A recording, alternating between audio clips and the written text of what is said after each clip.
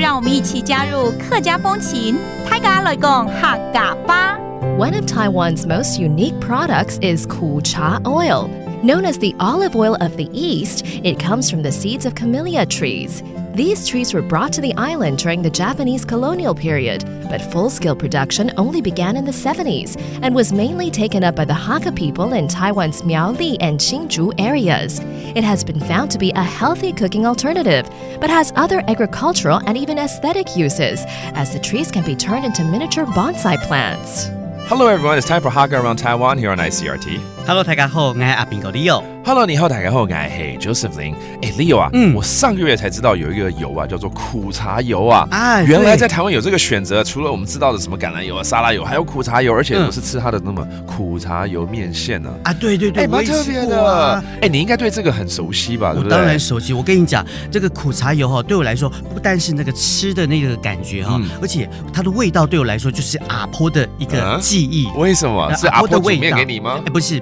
以前这个客家妇女可能物质比较缺乏的时候，是比较没有什么润湿巾的东西啊。洗完头发之后呢，我阿婆就会习惯，就会抹一点点的苦茶油在手上，然后抹在头发上面，那头发就会乌黑亮丽，对，油亮亮的。对啊，所以我从小就觉得，阿婆身上有一种苦茶油的一个香味。那对我来讲的话，我会肚子饿，我会吃掉她的头发。不行，但是差太多了。那个头发是黑的，面线是白的，知道吗？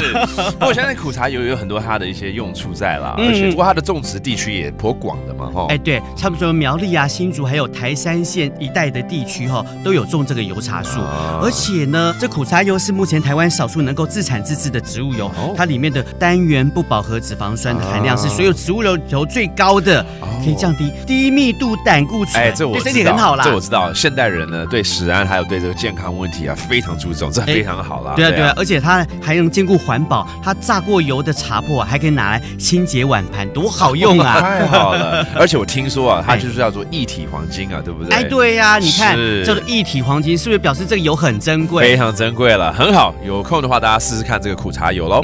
所以苦茶油怎么说呢？茶油所以就茶油就好了，不用讲苦。不过呢，我觉得这些味道还是教给大家好了。苦啊，酸甜怎么说呢？怎么说酸呢？酸 ，that's sour。那甜呢？甜 ，that's sweet. And then 苦 is bitter.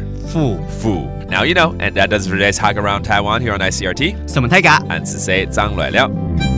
客家风情由客家委员会监制。We Love Hakka has been brought to you by the Hakka Affairs Council.